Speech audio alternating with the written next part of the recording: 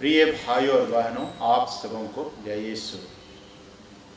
ईसा मसीह का जन्म 2000 वर्ष पहले यहूदा देश के बेतलेहम गांव में हुआ था, जिसकी यादगारी में आज हम 25 दिसंबर 2023 को मनाने वाले हैं।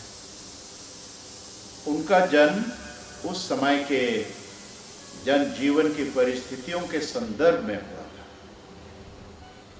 उस समय की परिस्थिति का विवरण देते हुए हमारे धर्म ग्रंथ पवित्र बाइबल में कहा गया है, वे चांदी के सिक्के से निर्दोष को बेचते हैं और जूतों के दाम कंगाल को।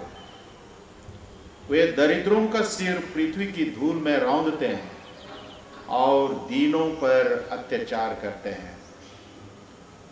यह वाक्य नबी आमोस के ग्रंथ अध्याय 2 वचन संख्या 6 और 7 से लिया गया है। आज का जनजीवन भी बैर भाव, युद्ध, तनाव की परिस्थितियों से होकर गुजर रहा है। एक ओर असत्य और अनैतिकता का माहौल है, तो दूसरी ओर महामारी और प्राकृतिक विपदाओं के कारण दुनिया में मानव जीवन बाधित है और असंख्य लोग अपना जीवन खो दिए हैं। इन सब परिस्थितियों एवं घटनाओं के लिए बहुत हद तक हम मानव ही जिम्मेदार हैं। मनुष्य जीवन को सुंदर, सुखद एवं शांतिमय बनाने के लिए ईसा मसीह और उनके जन्म की मुक्तिदायी घटनाओं से शिक्षा ग्रहण करने की आवश्यकता है।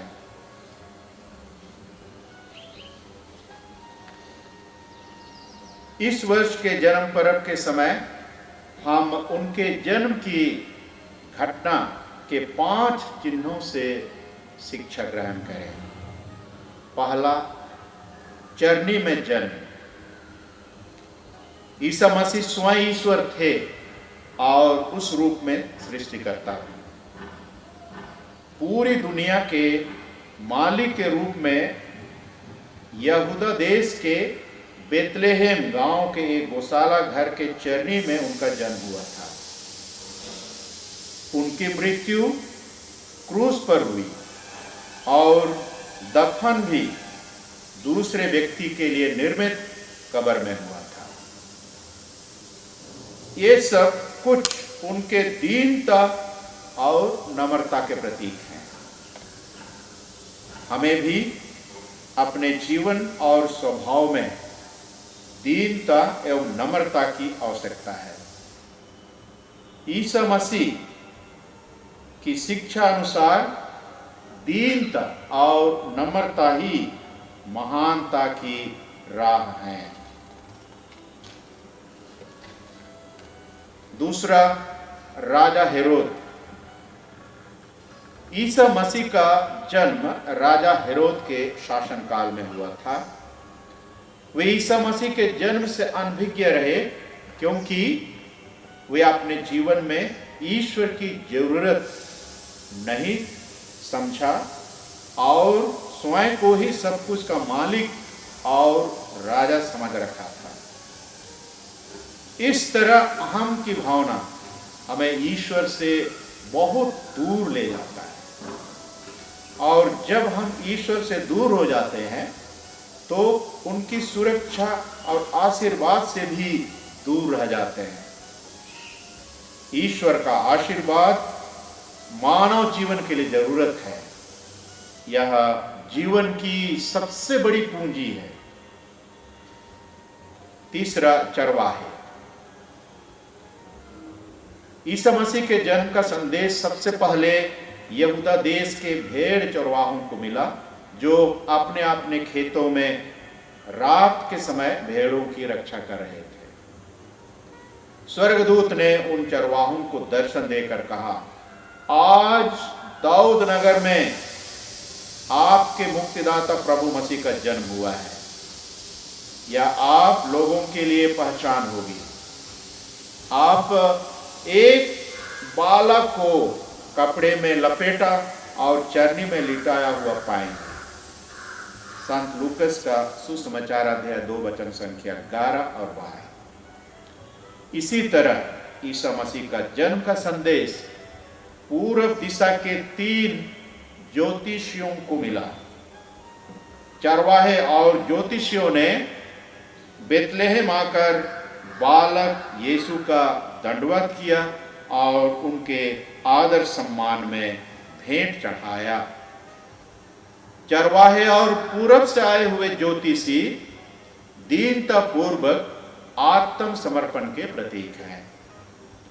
उन्होंने ईसा मसीह का दंडवत करते हुए उनका आशीर्वाद प्राप्त किया और खुशी खुशी अपने अपने स्थानों को लौट गए। चौथा, तारा। जब ईसा मसीह का जन्म हुआ था तो पूरब दिशा में एक महान तारा उदित हुआ था। वह तारा गडेरियों और ज्योतिषियों की अगुवाई करते हुए बेतलेहम गांव तक पहुंचाया, जहां पर ईसा मसीह का जन्म हुआ था। तारा ज्योति का प्रतीक है जो सत्य की ओर हमें ले चलता है। जब हम असत्य रूपी अंधकार में खो जाते हैं तो हमें सत्य रूपी ज्योति के संकेतों की खोज करने की आवश्यकता है, जो हमारे पवित्र धर्म ग्रंथों के द्वारा प्राप्त हो सकते हैं। सत्य की खोज ही मनुष्य जीवन का लक्ष्य होने की आवश्यकता है। सत्य ही हमें जीवन की पूर्ण स्वतंत्रता दे सकता है। पांचवा, माता मरियम। ईसा मसीह मुक्तिदाता ईश्वर है। उनको इस दुनिया तक मानव के रूप में आने के लिए माता मरियम ने अपना सहयोग दिया। माता मरियम ने उनको जन्म दिया तथा उनका पालन पोषण किया और संसार की मुक्ति के लिए अर्पित कर दिया।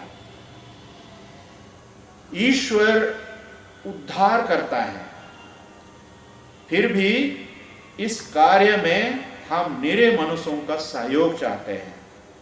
हम भी माता मरियम के जैसे उदार बनकर अपने उद्धारकर्ता ईश्वर के भरोसेमंद सहयोगी बने और मानव जाति के उद्धार के कार्यों को इस दुनिया में जारी रखें।